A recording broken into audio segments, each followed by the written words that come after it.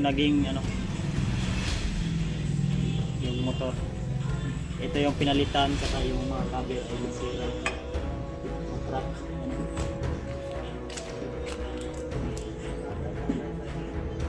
Ayan.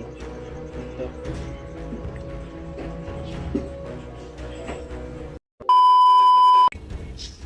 Hey, what's up tol? Mapagpalang araw po sa inyong lahat, no? So, mga tol, kumusta po kayo dyan? At I hope na nasa mabuti po kayong kalagayan dyan, no? So, sa mga nagtatanong kung bakit hindi pa po tayo nag-explore o hindi pa po tayo nag-akyat ng bundok. So, ganito po yan tol. Yung motor ko po, habang bumili po kami ng pwede naming madala sa bundok na mag-explore po kami, ay yung motor ko po ay nadisgrasya po, no. So yung motor ko po ay sirang-sira pa sa ngayon, so wala muna ako masakyan kung papunta kami sa bundok, kaya mamaya siguro ay papasilip ko po sa inyo kung ano po yung mga nasira sa motor ko na pinalitan. So siguro si Mikoy at saka si AG ang mauna lang muna, at saka sila Alpha at si Remart ang mauna na aakyat sa bundok, at may mga guide naman po sila kung saan banda o saan po nakalagay po yung pamilya ni Mikoy. So yun po yung target namin talaga, no, ang pamilya ni Mikoy. Nang una sa lahat yung pamilya ni Mikoy, at yung mga request nyo po na tulungan natin sila ganyan, ganito, yung mga request nyo po, yung mga kasama natin na bibihag o napapahamak. So wag po kayong mag-alala mga tol, yung mga request nyo po ay tutuparin po namin. Isa lang po yung lugar na aming dadaanan, at I'm sure kung hindi man natin sila madaanan, kasi mas ano tol, kasi matagal na po ang mission na ito, at hindi pwede na hindi natin agad marekta na makuha yung pamilya ni Mikoy, no. Kasi awang-awa na po ako sa kalagayan ni Mikoy, at siyempre hindi natin alam kung ano na po yung kalagayan ng pamilya ni Mikoy, at kailangan nating masilip yun agad kung ano na po yung kalagayan nila. Kaya sa mga request nyo po na hindi namin agad na tupad o hindi namin agad na napuntahan, hindi kami agad naka-explore, kasi kailangan po talaga ng update sa aming mga natulungan ng mga bata, no.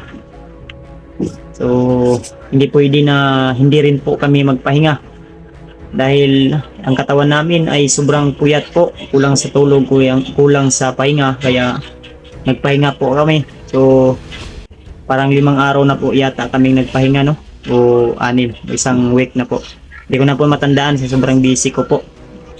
So ang plano namin siguro baka si Remart, si Alpha muna yung mauna sa bundok, at saka sila Mikoy. Hindi ko alam kung sasama sila Mikoy, basta kay nagsabot-sabot na kami tol, no. Nag-uusap na po kami tungkol sa ganyang mga bagay, at kasama po natin diyan si Maskaraboy.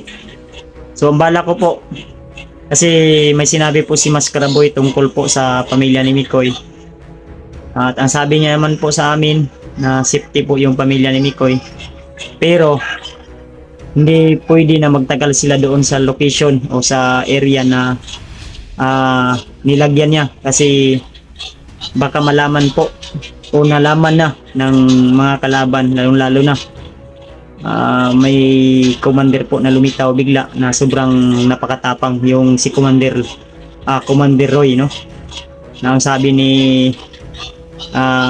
Maskaraboy na yung commander na yun ay wala daw patawad yun, kahit nga sarili niyang tauhan ay pinapas lang niya, no, oras na magkamali po.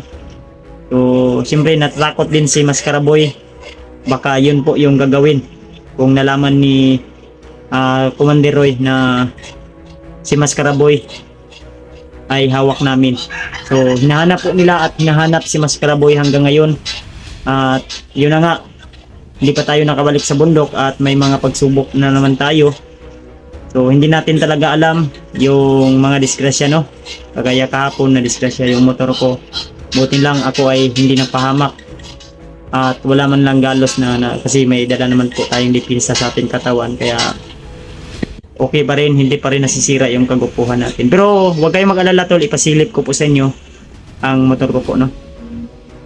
Kasi nasira po yung mga cover, saka nabawag yung telescopic at kailangan palitan yun. So medyo may kamahalan po yun, kaya gumawa po ako ng paraan.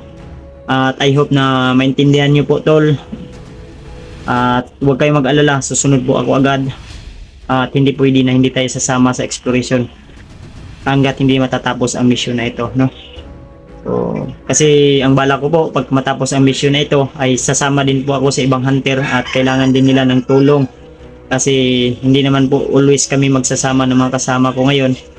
At kailangan kong ding tumulong sa ibang hunter na nangangailangan ng tulong. Pero lagi ko pong sinasabi sa inyo, yung mga hunter na deserve lang po na tulungan ko, yun po yung karapat-dapat na puntahan ko, no?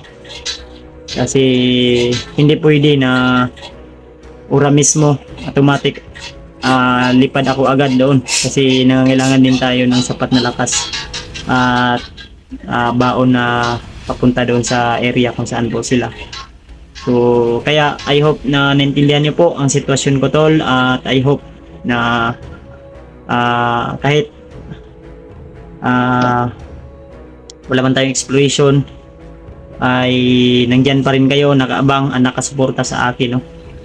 So ang lagi ko lang hiling po tol, na kahit sino man po yung mga nakasama ko, lalo na si Mikoy, EG, Alpha, Remart at si Mukong, ay sana suportahan nyo po. At saka always tol si Pinunong Gabriel, no? So suportahan natin kahit hindi man ako nila makakasama sa mga exploration nila. Lagi ko lang pong hiling na sana suportahan nyo po tol ang kanilang mga exploration, mga upload na video, ay i-like nyo po, i-share, i-subscribe para anytime kung may bago silang mga upload na video ay lagi po kayong mangunguna, no? So mamaya po ay pupuntahan ko po yung motor ko at ipasisilip ko sa inyo saglit at ano pa po yung mga kailangan na bilhin, no? Para po so nag video po ako ngayon para po maintindihan nyo po kung bakit hindi ako agad nakapunta sa bundok. Actually kahapon sana, so hinintay ko po yung makasama ko at hindi po dumating dahil sa sobrang ulan po siguro. Kaya kanina nga lumabad yung ulo ko, kaya uminom ako ng gamot, pero sa awa ng Panginoon ay nagiging okay din, no? At nawala yung siguro pasmo na siguro kay sumakit dito banda to din, may umaagas na mga sipon-sipon, kaya nagdasal po ako na bigyan pa po ako ng malalakas na katawan at ilayo ako sa mabibigat na pakiramdaman. Kaya yun, buti na lang ay dininig po ng ating Panginoon, no? So I hope na hindi po kayo magbabago sa akin, na suportahan nyo pa rin ako kahit ano man yung mga pagsubok na dumating. May mga tao man na nanghila sa atin bababa, ay gusto tayong pabagsakin, pero ako po ay nagpapasalamat sa inyo tol, dahil sa inyong walang sawang suporta ay nariyan pa rin po kayo. Hindi po kayo nagbabago, hindi po kayo nangiiwan. Kung may mga tao man na iniwan tayo, kung may mga tao man na kahit ano po yung mga tulong na ano natin sa kanila, iniwan tayo at hatakin pa tayo mismo pababa. So kayo po yung tunay o legit na nagmamahal sa atin. So maraming salamat tol sa inyong walang sawang suporta at pagmamahal sa akin. Tandam ko po yung mga pagmamahal ni tol, at wala po ako sa larangan na ito ngayon kung wala po kayo. So kaya utang ko po sa inyong lahat, sa bawat isa sa inyo, at sa lahat mga nag-abot ng tulong, mga nagbigay ng blessing, ay salamat po. At sa lahat ng mga nagbigay para sa kay EG, kang Mikoy, at saka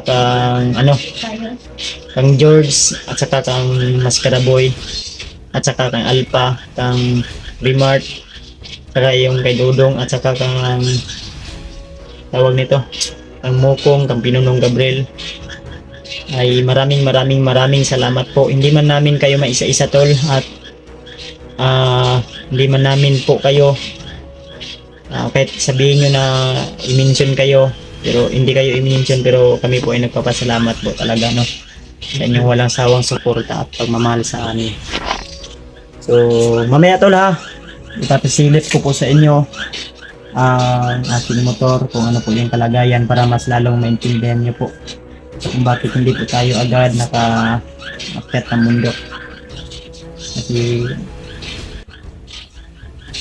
ganun talaga ang buhay, may mga pagsubok. Pero hindi natin yan hindi natin yan urungan. Dahil kung urong tayo ay mas lalo po tayo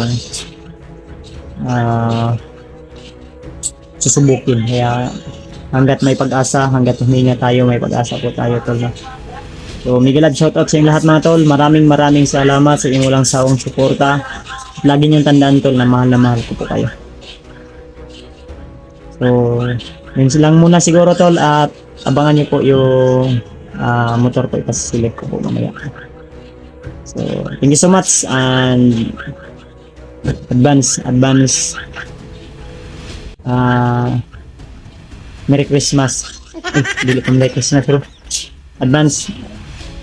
Minsan taka lang babe. Kasi mga total. So yun tol, ito na po yung motor natin ngayon. Ito po yung napalitan tol. Ito yung asa naman itong motor. Sila guys palitan. So ito lang na bulb, at saka ito na yung naging yung motor. Ito yung pinalitan, saka yung mga cover ay nasira.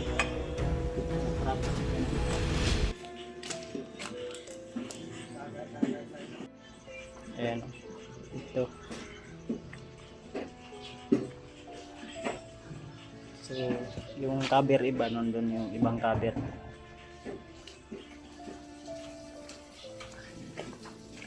Saan na to? Ano dito? Ito pala.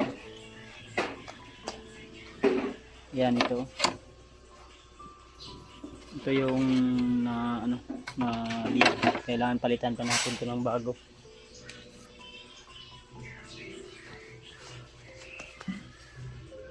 So ito yung dati na na disalign, kaya binilhan na lang ng bago.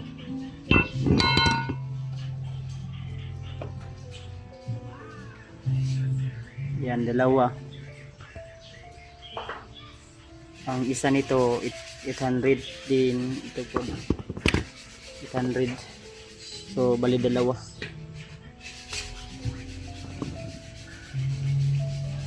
Ito yung bago.